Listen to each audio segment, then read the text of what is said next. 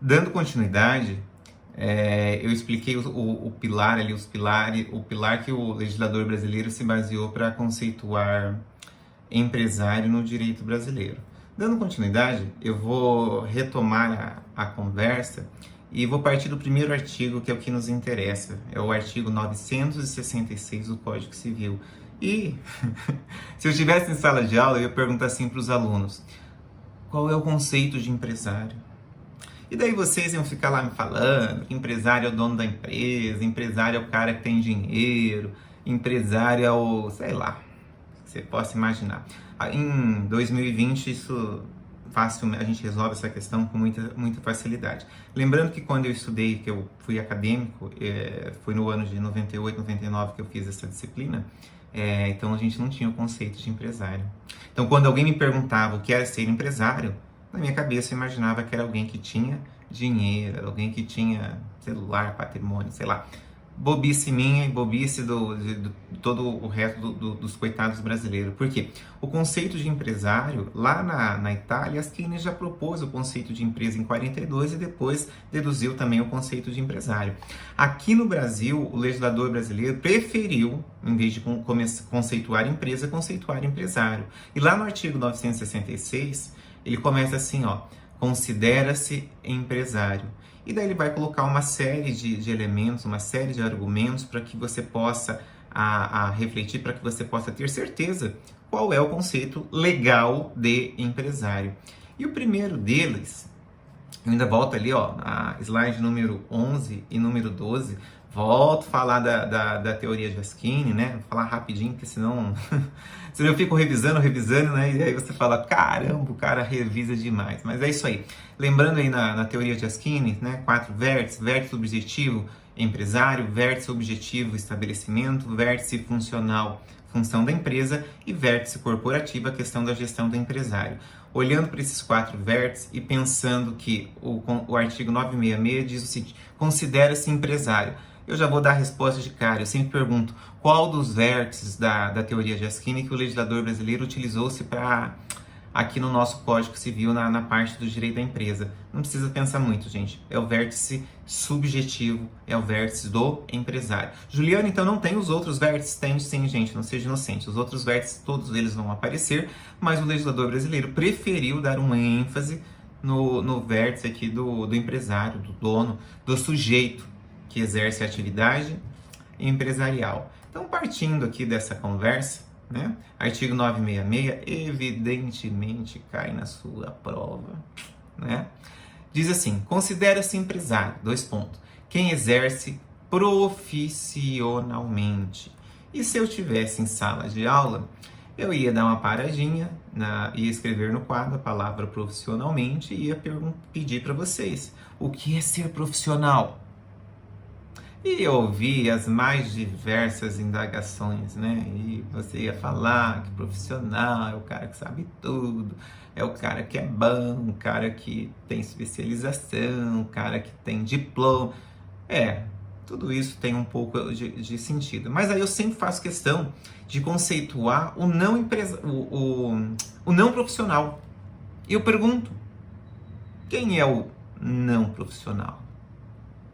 Aí o aluno faz aquela cara assim pra mim: eu sei, professor, mas eu não vou te falar não.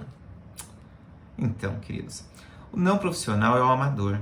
E o amador todo mundo conhece. O amador é o que cobra mais barato, é o que faz mal feito, é o que não tem qualificação, é aquele que talvez não tenha muita qualidade aí na prestação de serviço ou no produto que fabrica. É verdade, esse é o amador, esse a gente tem bastante referência dele, e eu tô fazendo questão de refrescar sua memória, porque o que me interessa, na verdade, é o contrário.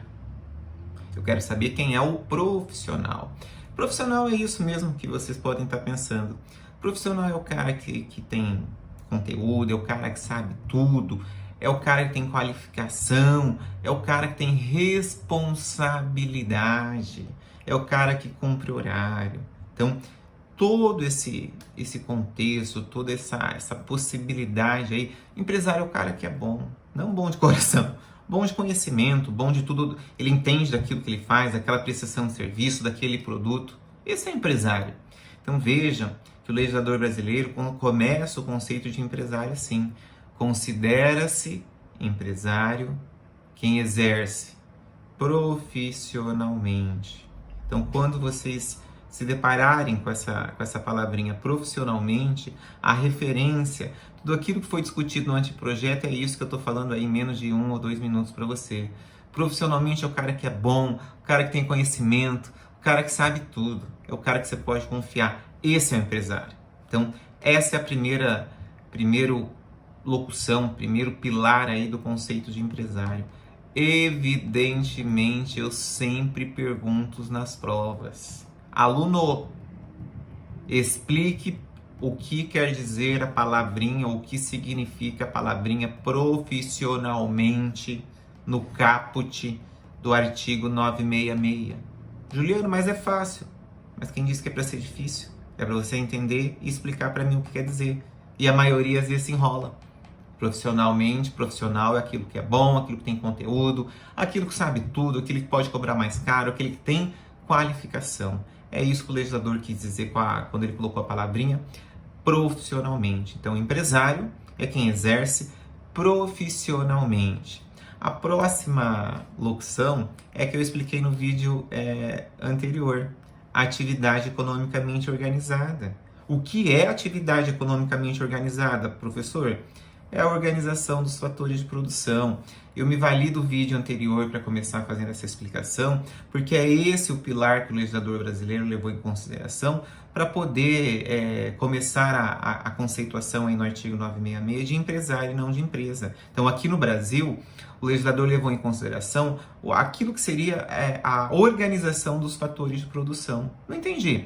Para ser empresário levando em consideração o conceito jurídico, o conceito legal de empresário, precisa ter organização dos fatores de produção. Juliana, eu não estou lembrado, eu não entendi ainda.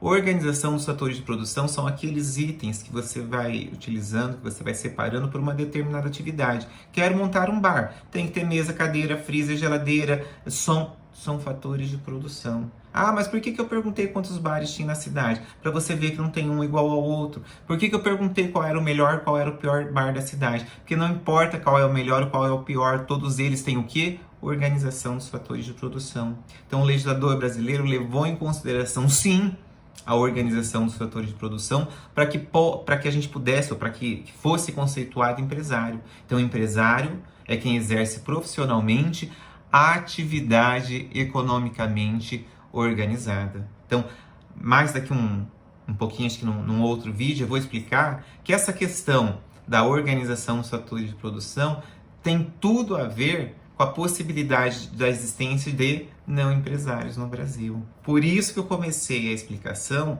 explicando que isso era um dos pilares aqui do conceito de empresário. Então, considera-se empresário quem exerce profissionalmente. Eles têm que pensar aquele que sabe tudo, aquele que é bom, aquele que pode cobrar, aquele que tem qualificação. Atividade economicamente organizada. Putz, o que é atividade economicamente organizada? É a organização dos fatores de produção pelo titular ali da atividade, ou seja, pelo empresário. Então eu vou montar uma concessionária.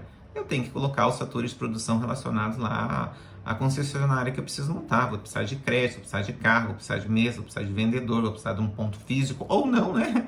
Mais para frente a gente vai ver que temos também o estabelecimento virtual, mas não é isso aqui que eu quero falar agora. Então, por enquanto, que meu vídeo já está dando aí 9 minutos, eu vou parar aqui com a explicação apenas do conceito de empresário, de as duas perninhas aqui, profissionalmente e atividade economicamente organizada, que eu já expliquei no outro vídeo. Beleza? Já eu continuo com o final apenas da explicação do caput.